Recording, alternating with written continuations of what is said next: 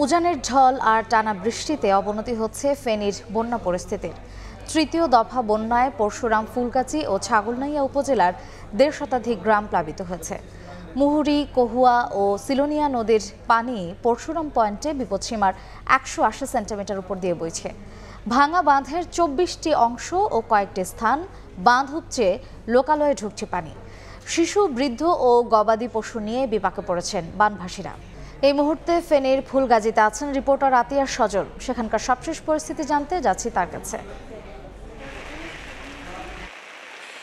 আসলে যদি বলি যে বন্যার ভয়াবহতাটা যে কত ব্যাপক হতে পারে তা আসলে না দেখলে বিশ্বাস করা যাবে না।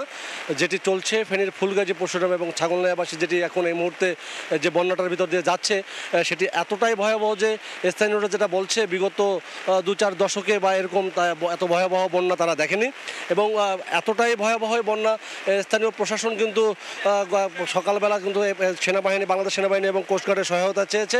আমরা দেখেছি যে কুমিল্লা যে ৪১ বেঙ্গল রেজিমেন্টের একটি দল ইতিমধ্যে কিন্তু সকাল থেকে আমরা দেখেছি কিছু এখানে তৎপরতা শুরু করেছে এবং স্পিড বোট নিয়ে এবং তাদের বেশ কিছু সংখ্যক সদস্যরা এসে তারা এখন ফুলগাজী, পরশুরামের উদ্দেশ্যে যাওয়ার জন্য প্রস্তুত হয়েছে। এবং জানেন যে বৃষ্টির এবং অনবরত বৃষ্টি এবং মুহুরী নদীর পানির বৃদ্ধি পেয়ে প্রায় ২০০ সেন্টিমিটার উপর দিয়ে প্রবাহিত হচ্ছে এবং ভারতের উজান থেকে নেমে আসা যে পানি গত কয়েকদিনের টানা বৃষ্টি এর কারণে কিন্তু পুরো স্থবিরতা সৃষ্টি হয়েছে এবং জলবদ্ধতায় পুরো ৩টি উপজেলার কিন্তু বেশিরভাগ এলাকা এখন প্লাবিত হয়েছে। বিশেষ করে পরশুরাম, ফুলগাজীর অবস্থা খুবই নাজুক। এখানকার কিন্তু বাড়িঘরে পানি উঠে গেছে, শুধু বাড়িঘরে নয়, অনেক ভবন তলিয়ে গিয়েছে এবং ছাদের উপরে পানি ছুঁই ছুঁই অবস্থা। অনেকের টিনের উপরে অনেকে আশ্রয় দিয়েছিল রাত্রে। অনেক জায়গা থেকে আমরা দেখছি সোশ্যাল মিডিয়া এবং বিভিন্ন মাধ্যমে কিন্তু মানুষের হাহাকার, বাঁচার আকুতি। ঠিক তেমনি কিন্তু নারী, পুরুষ, শিশু নিয়ে যারা রয়েছে, গবাদি পশু নিয়ে মানুষ চরম একটি দুর্ভোগে পড়ছে। একটি চারদিকে একটি হাহাকার পরিবেশ তৈরি হয়েছে এবং সেখান থেকে আমরা দেখেছি ফেনীর জেলা প্রশাসক মোহাম্মদ শাহিন আক্তার এখানে উপস্থিত রয়েছেন বাংলাদেশ সেনাবাহিনীর একটি টিম। তারা সকাল থেকেই এখানে তারা দুর্গম এলাকা থেকে মানুষজনকে উদ্ধার করার জন্য স্পিড বোট সহ প্রয়োজনীয় জিনিসপত্র বা তাদের বিভিন্ন পানি বিশুদ্ধকরণ এবং ওষুধপত্র নিয়ে তারা এখানে এসছেন।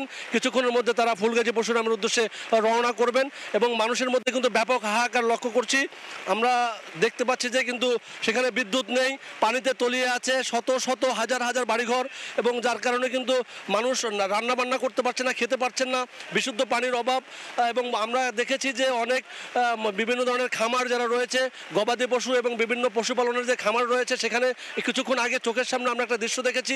একটি খামারের কয়েক হাজার মোরগ বা মুরগি যেগুলো তলিয়ে গিয়ে পানিতে ভিজে প্রায় হাজার হাজার মুরগি মারা গিয়েছে। শুধু একটি ওখানেই নয়, আমরা দেখতে পাচ্ছি যে এই ঘটনার যখন সোশ্যাল মিডিয়া এবং বিভিন্নভাবে ছড়িয়ে পড়ছে তখন কিন্তু দেখতে পাচ্ছি যে বিভিন্ন ধরনের স্বেচ্ছাসেবী সংগঠন দলে দলে কিন্তু পরশুরাম, ফুলগাজীর উদ্দেশ্যে আসছে এবং মানুষজন বা স্থানীয়রা যেটা বলছেন যে এই যে দুর্যোগ, এটা শুধু রাষ্ট্রের পক্ষে নয়, যারা সামর্থ্যবান রয়েছে, যে যেখানে রয়েছে সবার প্রতি আমন্ত্রণ জানিয়েছেন বা আহ্বান জানিয়েছেন যাতে করে এই দুর্গতদের পাশে থেকে সর্বাত্মকভাবে সহযোগিতা করে এমন দুর্যোগ থেকে রক্ষা করার জন্য সবাই যেন এগিয়ে আসে।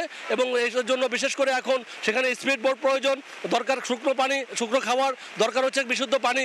এই ধরনের সহায়তা নিয়ে সামর্থ্য মানুষেরা এগিয়ে এসে বারবার কিন্তু স্থানীয়দের পক্ষ থেকে আহ্বান জানানো হচ্ছে। এই ছিল আমার কাছে এখানকার বন্যা দুর্গতদের সবশেষ। সরাসরি ছিলাম ফেনীর ফুলগাজীতে।